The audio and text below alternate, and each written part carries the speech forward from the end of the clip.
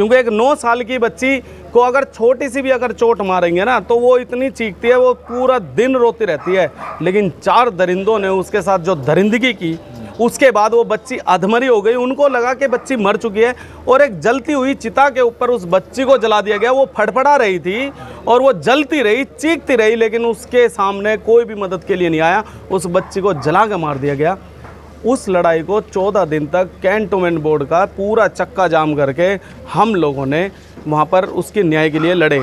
लेकिन बहुत बड़े बड़े नेता आए, राहुल गांधी आए, उन्होंने बोला कि मैं परिवार के साथ अंत तक खड़ा रहूँगा। कहाँ खड़े हैं राहुल गांधी? माननीय हमारे सीएम केजरीवाल साहब आए, बोले कि उन दरिंदों को फांसी दिलवाएंगे। निर्भया भी हमारी बहन थी, लेकिन हमारे साथ ये भेदभाव क्यों? जब रात को निर्भया के लिए कोर्ट खुलवाया जा सकता है तो ये तो दिन में भी आके मदद करवा सकते हैं। राहुल गांधी भी नहीं आए और सीएम केजरीवाल जी अब तक उस परिवार की सूझबूझ नहीं ली है।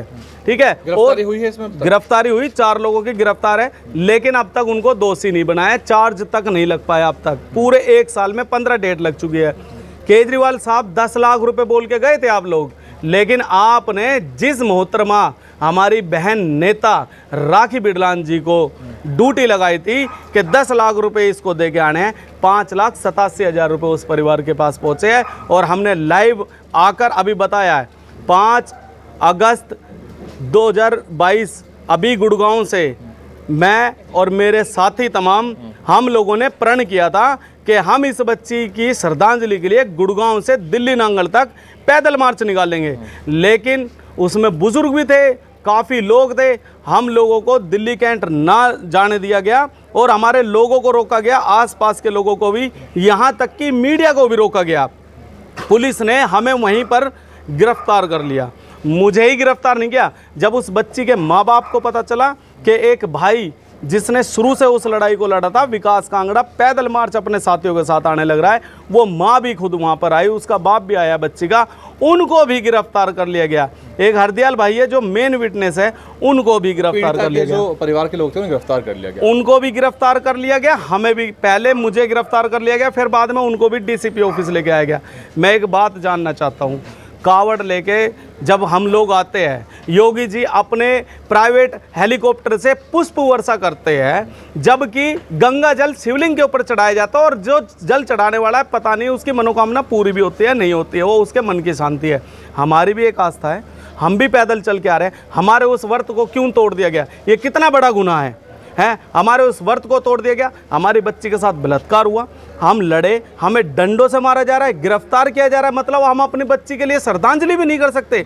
तो एक कैसा भेदभाव है? हम लोग इस स्वतंत्र भारत में हम स्वतंत्र है या नहीं, मैं ये जानना चाहता हूँ। मुआवजे के लिए आपने दोबारा से मांग रखी थी, किसी ने वहाँ पे? बात मुआवजे की नहीं है और ना ही मैं कभी मुआवजे की पहले बात करता। बात इस 9 साल की बच्ची की ही नहीं है।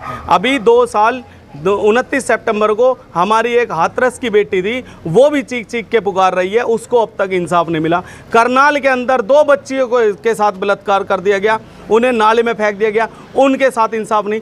आपके नज़दीक के एरिया में ही संगम विहार के अंदर एक बच्ची 13 साल की जो दलित है, ये सारे दलित बच्चों की बता रहा हूं मैं, 13 साल की बच्ची के साथ 2 बार बलात्कार हुआ और 2 बार बलात्कार होने के बाद मनुवादी मानसिकता कोर्ट के अंदर भी दिखाई दी। माननीय जज साहब ने उस आरोपी को बेल दी। बेल देने के बाद वो बाहर आया, अगले दिन से पिछले महीने 27 तारीख से वो बच्ची गायब है। 1.5 महीना पूरा आने का हुआ, वो बच्ची अब तक गायब है। क्या ऐसी घटनाएं नेताओं के लिए, पॉलिटिशियंस के लिए फोटो खिंचवाने का इवेंट बन गई है? क्या इवेंट?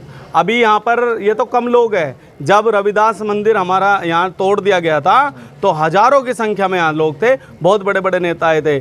नेताओं को चाहिए भीड़, और मैं और नेताओं की नहीं कहता, जो बाबा साहब ने हमारे रिजर्व सीट से बने हुए नेता, एमपी, पार्षद, विधायक, ये जो लोग हैं, सीएम की तो खैर एक चन्नी बनाया था, उसको भी दलित दलित कह के आंखों में खटक गया था, वो भी उतार दिया।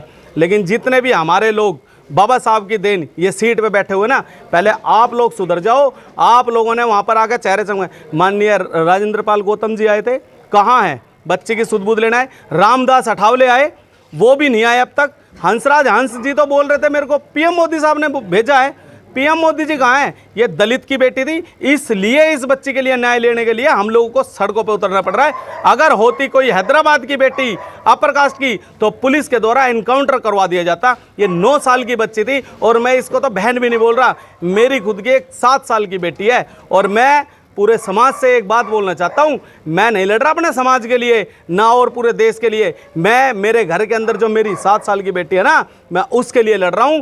कल को मेरी बच्ची के साथ ये हैवानियत ना किया जाए और टारगेट बनाया जा रहा है दलित की बच्चियों को।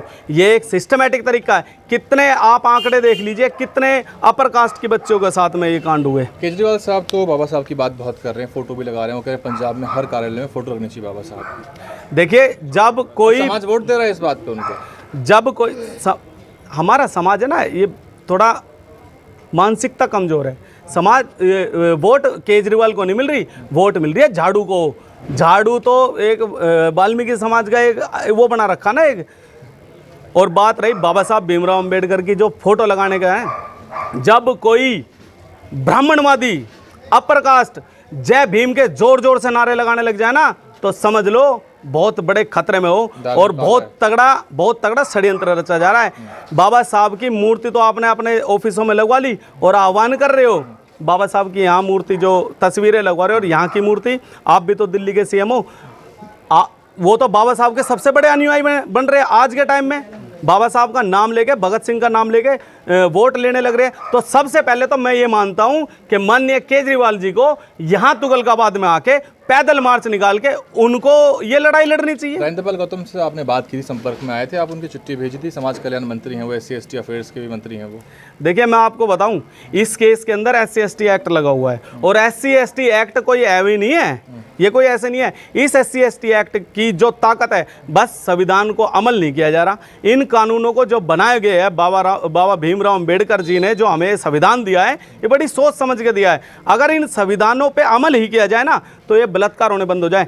SC/ST एक्ट लगने के बावजूद 6 महीने के ट्रायल के अंदर उन दोषियों को चार्ज लग जाना चाहिए था और फांसी हो जानी चाहिए थी, मैं बता रहा हूं आपको। लेकिन जो SC/ST एक्ट है उसको भी खत्म कर दिया गया है और SC/ST एक्ट की धज्जियां उड़ाई जा रही है। 1 साल के अंदर 15 तारीखें लगना, ये कोई स्पेशल कोर्ट है? स्पेशल कोर्ट के अंदर कई बार, मैं भी थोड़ा बहुत कानून जानता हूं, स्पेशल जो कोर्ट होता है ना, उसके अंदर 1 दिन के अंदर 2 बार तारीखें लग जाती है और साल में 15 तारीखें, और अब तक चार्ज भी नहीं लगा है। न्याय कैसे मिलेगा उस पीड़ित परिवार को? देखिए, मैं तो यही कहूँगा, मेरी नज़र में, मैं अपने विचार से बता रहा हूँ, माननीय काशीराम जी ने बोला था कि बैलेट से बात नहीं बनेगी, बुलेट भी चाहिए होगी, ठीक है ना। तो मैं इशारा ये कर रहा हूँ, समझने वाला समझ जाएगा। ये जो धर्म संसदें चल रही है, हम हिंदू राष्ट्र बनाएंगे, मनुस्मृति लागू करेंगे, उसके लिए हमें मरना पड़ा मरेंगे, मारना पड़ा मारेंगे। जब इन लोगों ने ठान लिया है तो हम कौन सी चूड़ियाँ पहन के बैठे हुए हैं? जो भी होगा आगे का देखा जाएगा। मैं अपनी कहता हूँ, मैं अपनी तरीके से मजबूत होके अपने लोगों को, अपने साथ के जो आएंगे, हम उनको मजबूत करना चाहते हैं, क्योंकि हमारे घर के अंदर जो बहन बेटे हैं ना भाई, हमने उनको सुरक्षित रखना है। और जब उस बच्ची के साथ हुआ था ना ये 9 साल का, तो हमने कसम खाई थी कि जब तक इस बच्ची को न्याय नहीं मिल जाएगा ना, हम राखी नहीं बंधवाएंगे। मेरी बहन भी आई, रक्षाबंधन नहीं बनाऊंगा। और मैं क्यों बनाऊं रक्षाबंधन? धिक्कार है उस भाई के ऊपर जो अपनी बहन की सुरक्षा नहीं कर सकता, उसके साथ अत्याचार होने के बाद में उसके लड़ नहीं सकता, तो क्यों ढोंग बनाते हो आप रक्षाबंधन मनाने के?